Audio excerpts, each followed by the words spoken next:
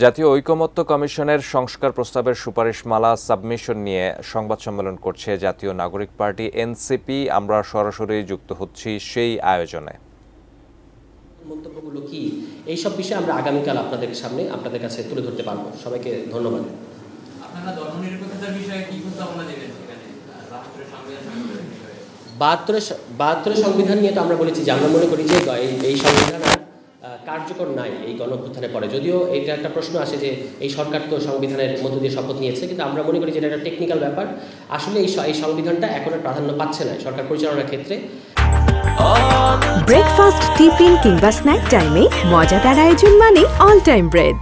৭২ সংবিধানের ব্যাপারে এটা হচ্ছে আমাদের অবস্থান যে আমরা মনে করি একটা সম্পূর্ণ নতুন গণতান্ত্রিক সংবিধান লেখা উচিত গণপরিষদের মধ্য দিয়ে। আর অন্য যে প্রশ্নটা করলেন এই ব্যাপারে আমরা আগামীকালকে আপনাদের কাছে বলতে পারবো যে এই ব্যাপারে আমরা কি অবস্থান নিয়েছি।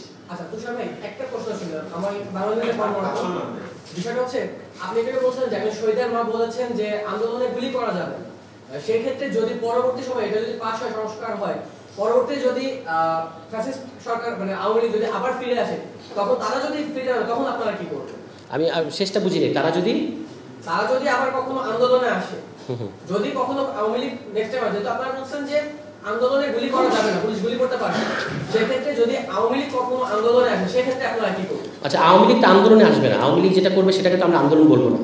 আর গণতান্ত্রিক রাষ্ট্রে আন্দোলনের তো একটা সংজ্ঞা আছে যে আপনি বিভিন্ন দাবি দেওয়া, আমরা বলতে চাইছি বিভিন্ন যে দাবি দেওয়া যে কেন্দ্রিক যে আন্দোলন, একটা গণতান্ত্রিক রাষ্ট্রে আপনি বেতনের জন্য আন্দোলনে নামছেন, আপনি কোটার বিরুদ্ধে আন্দোলনে নামছেন, কিংবা অন্যান্য যে কোনো ইস্যু, একটা কোনো কালাকানুন বাতিলের আন্দোলনে নামছেন, এগুলোকে আমরা আন্দোলন মনে করি। আওয়ামী লীগ এখন পরিষ্কারভাবে একটা দেশবিরোধী শক্তি এবং ভারতের এজেন্ট। তারা যদি আন্দোলনে নামে সেটাকে আমরা আন্দোলন বলবো না, তারা একটা দেশকে অস্থিতিশীল করার জন্য নামবে। তখন সেই ক্ষেত্রে পুলিশ প্রপোর্শনের যে বল প্রয়োগের যে অধিকার পুলিশে আছে সেটা সবসময় থাকবে। কিন্তু ওই শহীদের মার কথাটা খুব পরিষ্কার, এটা আমি আশা করি যে বোঝা যাচ্ছে যে কোনো লেজিটিমেট আন্দোলনে নামলে পুলিশ কখনো গুলি করতে পারবে না, এবং বল প্রয়োগ করারও একটা ধারণা মানে আছে আপনি কখন গুলি করতে পারেন এবং কোথায়, শরীরের কোন অংশে গুলি করতে পারেন, এগুলো তো আন্তর্জাতিক স্ট্যান্ডার্ড আছে। কিন্তু আমাদের এখানে তো সেই স্ট্যান্ডার্ডগুলো মানা হয়নি। ওনার কথার মধ্যে ওটাই ছিল যে অর্থাৎ তার ছেলেকে যেন আন্দোলনে নেমে লাশ হয়ে ফিরে আসতে না হয়। এবং সেই ক্ষেত্রে যখন আপনাদের এটা ব্যাকগ্রাউন্ড আরেকটা আছে, জুলাই মাসে যখন আন্দোলনটা শুরু হলো তখন কিন্তু কোনো একজন ব্যক্তি আদালতে রিট করেছিলেন যেন পুলিশকে গুলি বন্ধ করতে বলা হয় আদালতের কাছে। আদালত ওই রিটটা খারিজ করে দিয়েছিল।